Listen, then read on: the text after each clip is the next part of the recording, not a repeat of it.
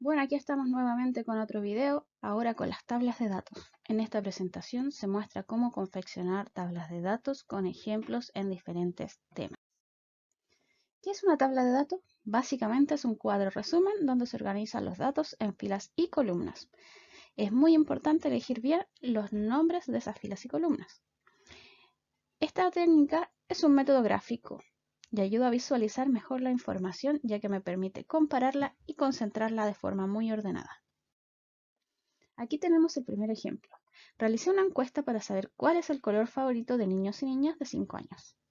Los resultados de la encuesta son: tenemos acá dos columnas con los nombres de las niñas y niños y el color que eligieron.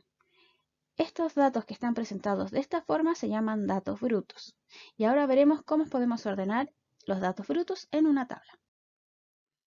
El título de la tabla entonces son colores favoritos por sexo. Por lo tanto, tengo una columna donde se muestra los colores que estaban dentro de las alternativas. Luego tenemos una columna para la niña, otra columna para los niños.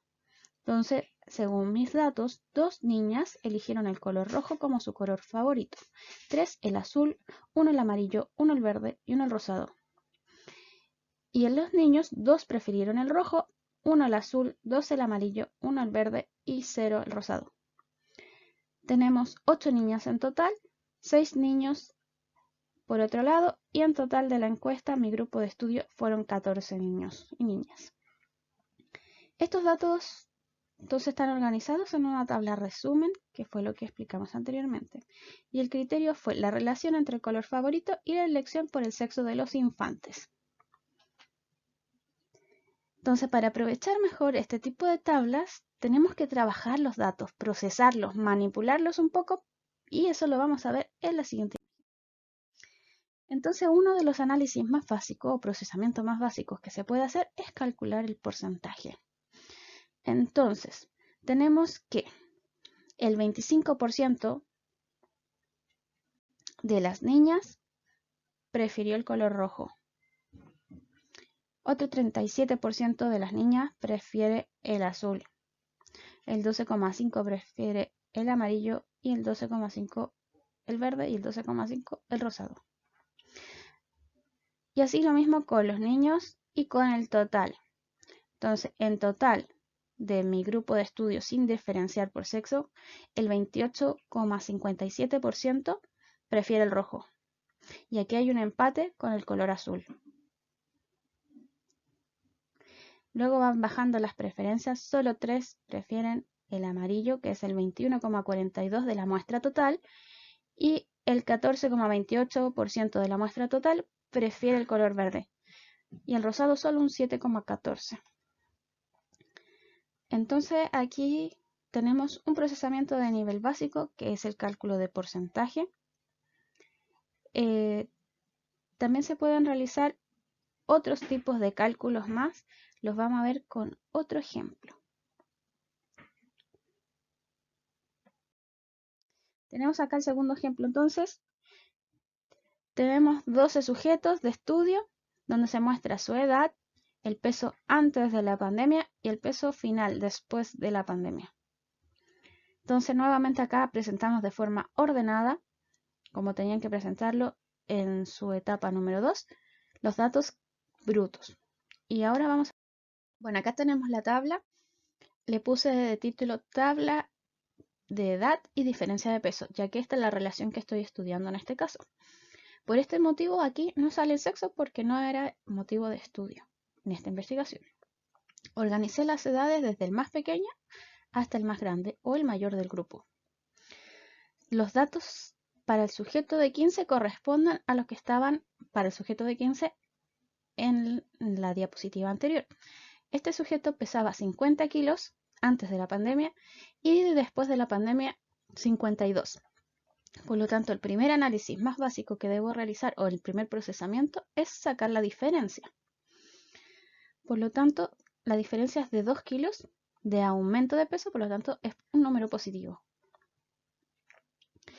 Y luego aplicamos el mismo procedimiento de la anterior y sacamos un porcentaje.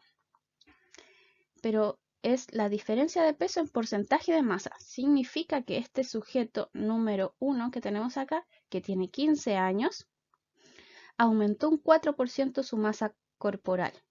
Por lo tanto, ahora tiene un 4% más que antes de que empezó la pandemia. Hicimos el mismo procedimiento con todos los otros sujetos.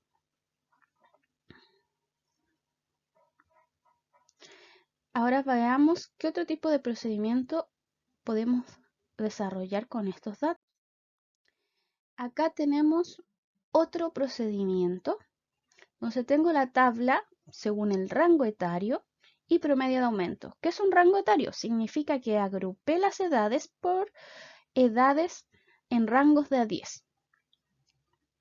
El primer grupo puse de 15 a 20, pero es porque no tengo ningún menor de 15, pero debería ser de 10 a 20.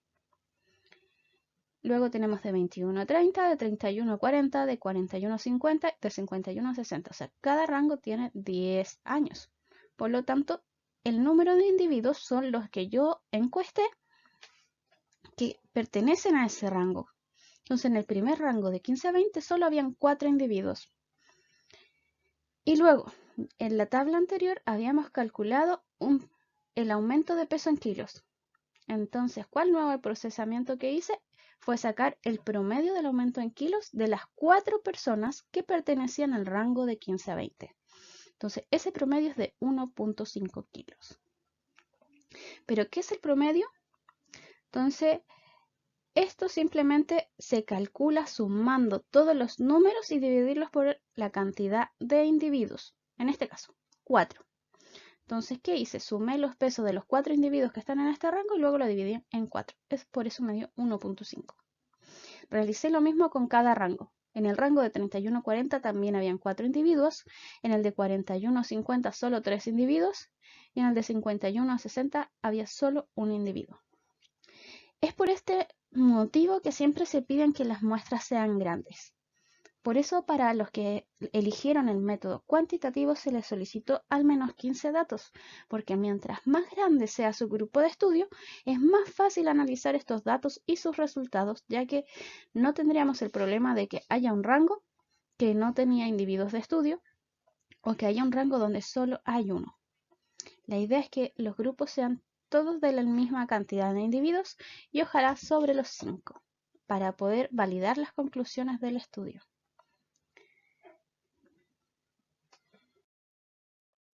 Luego hay otro tipo de procesamientos. Hay uno que se llama moda.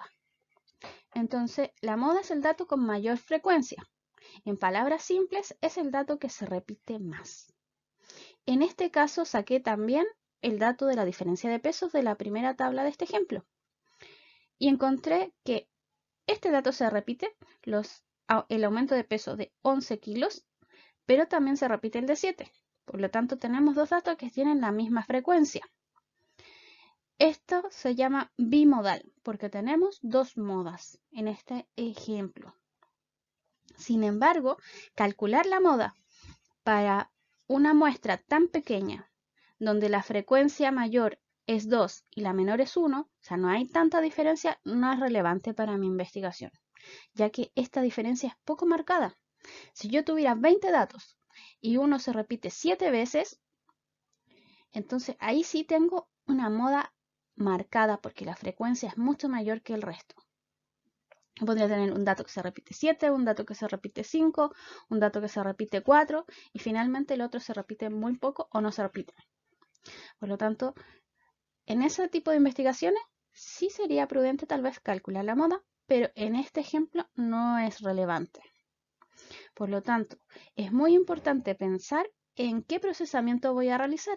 No se trata de que lo hagas todos, sino aquellos que sean relevantes para tu investigación, que te permitan hacer un análisis de tus datos. No es solo procesar por procesar. Entonces, con esta pequeña muestra, espero que te haya quedado más claro lo que es las tablas de datos y los procesamientos. Recuerda siempre participar de tus clases y consultar tus dudas a tus profesores. Verás que todo se hace mucho más fácil y nos vemos en el siguiente video donde vamos a aplicar estos mismos ejemplos a los gráficos.